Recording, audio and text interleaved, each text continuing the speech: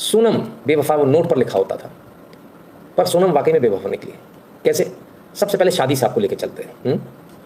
आइए साहब, ये शादी हो रही है, लड़का बड़ा खुश है, लड़के ने सोचा भी नहीं कि ऐसा कुछ होगा।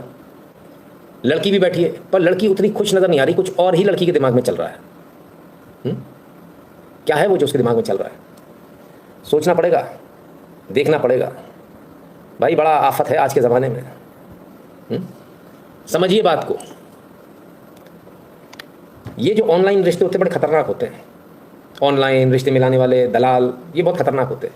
रिश्ता परिवार से परिवार का होना चाहिए। परिवार आप लोग जानते कहाँ हो? आपके परिवार है ही कहाँ? अच्छा चलो एक बात बताओ, कितने आपके परिवार में लोग हैं? गिनिए अभी बैठकर। आप ज़्यादा दूर तक गिनी नहीं पाओगे, क्योंकि आप ज़्यादा दूर आपका जाना ही नहीं होता। सालों हो गए आपके से कोई गया ही नहीं, और अब आप जाना नहीं चाहते, क्योंकि आप तो आप छूट चुके। अब आपको पता भी नहीं है कि आपके कितने रिलेटिव कहाँ कहाँ रहते हैं। एक ज़माना होता था जब आपके पूरे रिलेटिव्स का आपको पता होता था, आप लोग चिट्ठियाँ लिखते थे, लोग आते थे जाते थे, मालूम चलता था पूरे भारत के हर राज्य में आपके रिलेटिव हैं। ऐसा कोई राज्य नहीं होता था जहाँ पर रिलेटिव ना हो। पर आज ऐसा नहीं मिलेगा। आज आपके रिलेटिव मुश्किल से 2 से 3 राज्य में सिमट जाएंगे। कितने लोग हैं जिनके रिलेटिव 3 राज्यों से ज़्यादा राज्यों में, वो अभी काउंट कर सकते हैं? कीजिए।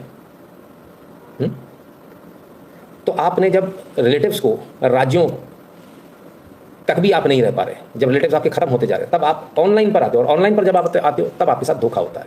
पर फिलहाल तो शादी जब होती है तब कितनी खुशियां होती है शादी में, ज़रा देखिए।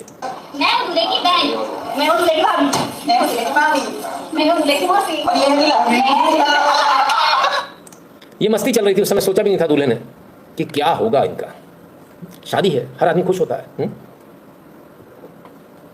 नई जिंदगी की शुरुआत है, सोचा होगा कि बहुत कुछ अच्छा होगा, मन में बहुत अरमान होंगे, लेकिन अब क्या बोले। चलिए, कुछ और रील्स भी हैं सर, रील्स के बारे में बात करेंगे। रील्स कैसे हैं, क्यों हैं?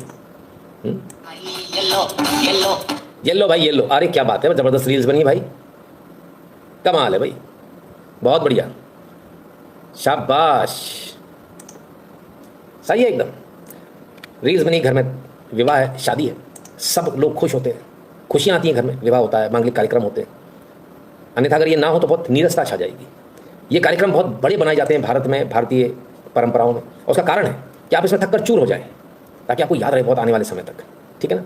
इसलिए इस प्रकार से बनाए जाते हैं। आइए और आगे देखें, बारात भी आ गई। क्या हुआ भाई? भाई कोई नाच क्यों नहीं रहा? दारू के पैसे दे। अच्छा दारू के पैसे, ये ले। तो ये दूल्हे राजा ने खुद ने अपनी रील, मतलब जिसने बनाई, पर दूल्हे राजा खुद भी रील्स में थे। सब कुछ बहुत अच्छा चल रहा था, बहुत तरीके से चल रहा था, और अचानक जो है सिचुएशन बदल गई। और सिचुएशन ये हुई कि लड़का लड़की इसके बाद जाते हैं हनीमून मनाने, और हनीमून मनाने के लिए वो जाते हैं शिलोंग। नाम तो आपने सुना ही होगा। और शिलोंग में जब जाते हैं तो वहाँ जाने के बाद में माँ बाप से बात हो रही थी, अच्छी भली सबसे बात हो रही थी। आखिरी बार जो बहू की बात हुई वो माँ से हुई। बहू की जब माँ से बात हुई तो बहू बोली कि हम लोग ऊपर चढ़ रहे हैं। तो माँ ने बोला आज तो एकादशी है, कुछ खाया पिया? बोले नहीं कुछ नहीं खाया। तो बोले जो मिलेगा देख लेंगे। बोले लस्सी पी लेना, ये कर लेना। दोनों में बहुत नॉर्मल बात हो रही। बोले ठीक है मम्मी, अभी ऊपर फ़ोन नहीं लगेगा, मैं फ़ोन रखती हूँ। ऊपर चढ़ने में काफ़ी ऊपर चढ़ना, अभी बात खत्म हो गई, और वो आखिरी बात थी। इसके बाद मिले नहीं दोनों, ना लड़की मिली ना लड़का मिला, ना बहू मिली ना लड़का मिला। मेघालय में हनीमून मनाने गए राजा और सोनम केस में राजा का शव जहां मिला, वहां का पूरा वीडियो राजा के भाई विपिन ने शेयर किया है। विपिन ने भास्कर से बात, अब विपिन ने जो है ये बताया ये वीडियो शेयर करके। ये देखिए इतना ऊंचा है ये, यहाँ से कोई नीचे गिर नहीं सकता अनलेस किसी को फेंका जाए। यहाँ मिला था शव। सीबीआई आएगी, जांच करेगी, उतनी जल्दी राजा को इंसाफ मिलेगा और सोनम को ढूंढने में जो है आसानी होगी थोड़ी सी। राजा और सोनम हनीमून मनाने के लिए मेघालय गए थे। इसके बाद राजा का शव 11 दिन बाद मेघालय की एक गहरी खाई में मिला, जबकि राजा की पत्नी सोनम रघुवंशी अभी भी लापता है। मेघालय से इंदौर आने के बाद राजा रघुवंशी के भाई विपिन रघुवंशी ने मेघालय पुलिस पर कई गंभीर आरोप लगाए हैं।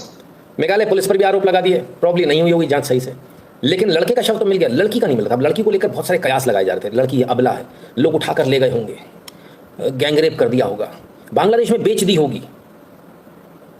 सोचिए कितने दिन हो गए, आज इस बात को 12-13 दिन हो गए। 23 मई की बात है। 23 मई से लेकर आज तक हमने इस मुद्दे को नहीं उठाया।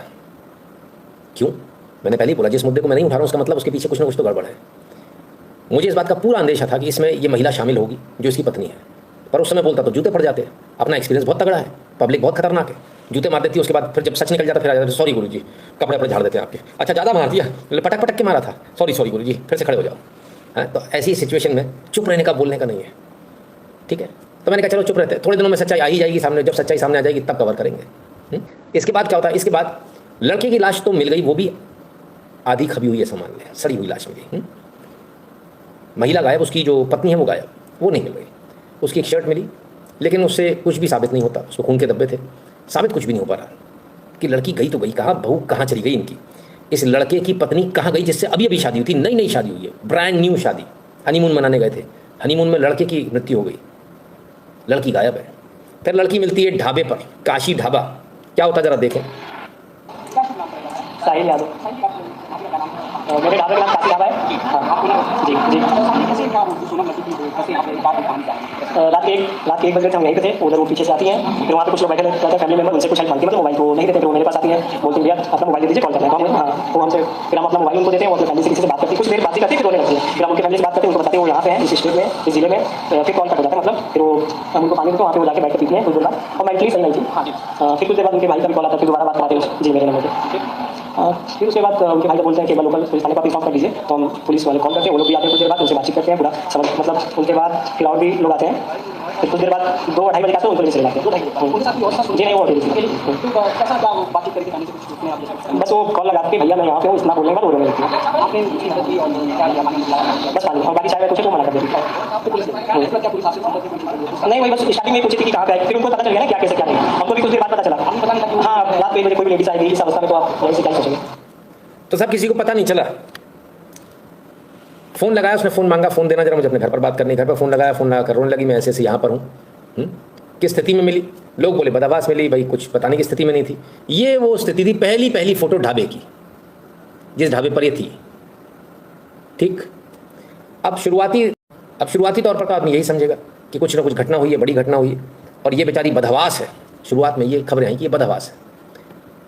चलिए कोई नहीं, फिर इनका जो शुरुआती पूछताछ हुई, हिरासत में लिया गया, वो भी ये वीडियो ये रहा।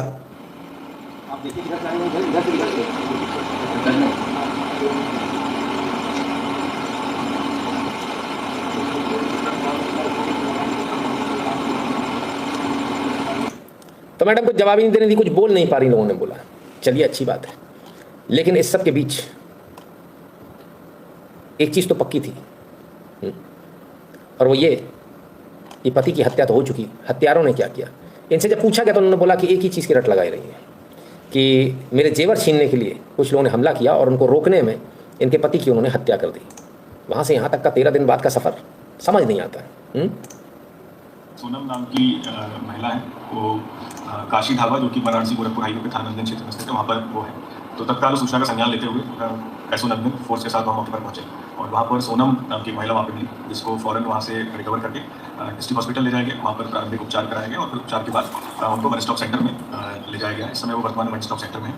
इसमें कुछ जानकारियाँ प्राप्त हुई हैं, और मेघालय पुलिस और मध्य प्रदेश पुलिस के लगातार हम लोग संपर्क में, बहुत ही जल्दी उनकी टीम यहाँ पर आएगी, और जो सोनम है अगर विधिक कार्रवाई उनके द्वारा इस प्रकार की जाएगी।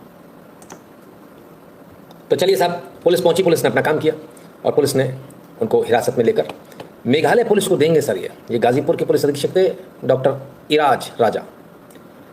तो इसमें यूपी पुलिस का कुछ बनता नहीं है, केस मेघालय का, मेघालय पुलिस ही इसको इन्वेस्टिगेट करेगी। अब इसमें पूरी कहानी समझिए क्या हुआ। अब इसमें कहानी जो है वो ये निकल कर आई कि इस लड़की की शादी हुई राजा रघुवंशी से। राजा रघुवंशी से इसने शादी करी सोनम ने, और इसको जो है बाकायदा एक प्लानिंग के तहत ये हनीमून मनाने के लिए ले जाती है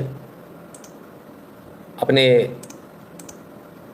मेघालय में, और वहाँ जाकर जो है इसकी मर्डर की प्लानिंग करती है।